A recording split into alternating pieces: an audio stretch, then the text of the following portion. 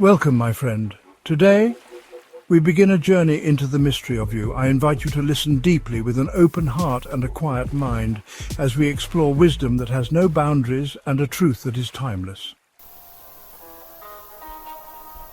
So you say you want God? You want wealth? You want joy and peace? Here is the only answer that brings the all of what you want. Stop defining what you want.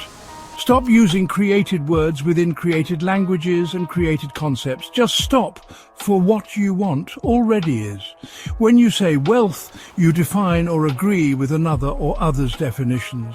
When you say you want joy and peace, you want what was or is defined by someone else. You grab a dictionary, look it up on Google, or now ask AI. Yes, you will get a definition, and you may feel comforted in that, but the only peace and joy you will find is what has been contained within concepts and definitions, confined within concepts and definitions.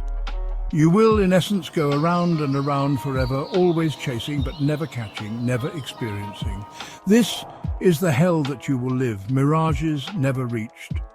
You say you want heaven, Christ, God, but in your belief, your quest, you have elevated, relegated, and separated what has never been separate. You say you will go to church and find God, but you set a distance, thereby creating separation.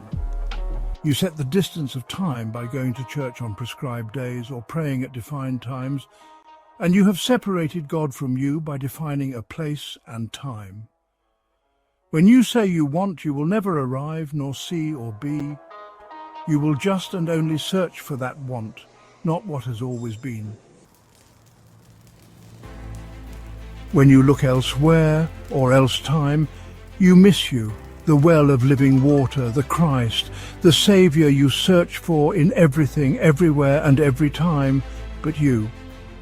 As you do these defined worldly things, live within the confines of stated worldly concepts. The answers and life you desire are only fulfilled by all the glittery, deceptive limits within what you define or agree to.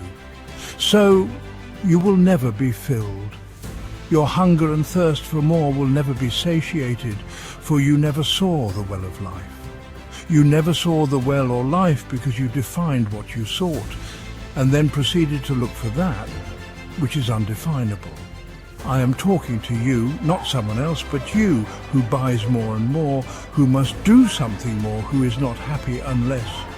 You see, the Christ you look for is not someone else, but you. When you are not living as Christ, you drink and drink, eat and eat, yet still hunger, still thirst. The well is not something, no, not a hole in the earth, nor is the water you crave. When joy comes in the morning, you miss the joy of now, of you, of God. When salvation comes, it never arrives, for tomorrow or over there or then exists not. Only when you are the well, the water, will you know Christ, for Christ was and is nowhere else but the you. You walked past in your search. You missed what you looked for because you define you within the limits that others stated, and that you, over time, agreed with. You look in the mirror and commit to the idea that you see you. You don't. You see a vessel that you're experiencing this plane of existence through, but you are without definition, without anything confined by definitions. Nothing in this world will give you the essence, the beingness of God. Only when you set aside all else, all conceptual definitions, will you come across the waters of God, of Christ. You, the most wondrous and beautiful, can only be found in you being what you seek. Don't see Christ, God? That is, because God exists nowhere but you. You will only see God by being God, by seeing through the eyes of God. Or your search will never end. For you to experience God, you must live God. For you to live God, you must be God, or you will never know God. Those who told you to look far and wide, in this building or that, said so in the control of you, not in the salvation of you. For those who have come to know of the well, the waters of life, they are living the waters of life. They are the living water. You will never be filled. You will thirst for more, evermore, until you live God. So continue until you have had enough dust and empty promise mirages. When you finally realize that the what you sought was always within and all around you, you will search no more. When God created the image of God, all that is God is and has always resided in the creation, you. Oh, we live a dichotomy of God, of you, a cyclic trap laid so you never arrive at God but within hope to tomorrow. You see, when Moses received a reply at the burning bush, that reply answered only that I am that I am. In that response, no confining definition was pronounced, no hierarchy created, no divisive separation, nothing. Yet infinity. It is your choice to keep looking everywhere else, but God did not make a mistake. The mistake was never seeing the well that you are, the waters of life that you are. So keep looking if you so choose, but know that you will keep thirsting, keep seeking, and keep suffering in your dying.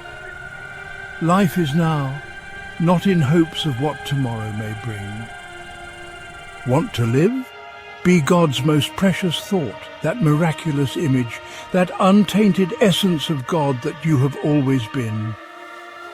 In part, if not in whole, you search for something outside of you, as comfort lies within what you define, within boundaries of the finite. You think, how could I be comforted without the blankets of confining form, space and time? And then you have arrived at the reason you search for God. There is no searching but within the games or lies you live. God lives within you, or you live within deceptions that keep God anywhere and everywhere but you. When you live as God, you merely live in the world. When you live within the deceptions and fears of man, you live of the world. Some context in the world versus of the world. In the world, this phrase often implies a physical location or presence within a specific place, like in the world, in the city, or in the neighborhood. Of the world, this phrase typically implies being a part of or related to something in a broader, often symbolic way. For example, not of the world in a religious context can mean not being bound by worldly values, and of the world in a social context can mean being influenced by the culture or values of a particular group. Example: the phrase "we are in the world but not of the world" can be understood as being physically present in a place, the world, but not necessarily sharing the same values or goals as those around you. I am wisdom. Today, set aside something, everything that has defined you, that you agreed with and that has comforted you. Today, look at you anew as God's most beautiful thought. If you found this message of benefit, leave a like, a heart, and share it with others. Thank you for taking some time just for you. You're worth everything beyond all that the world says you are.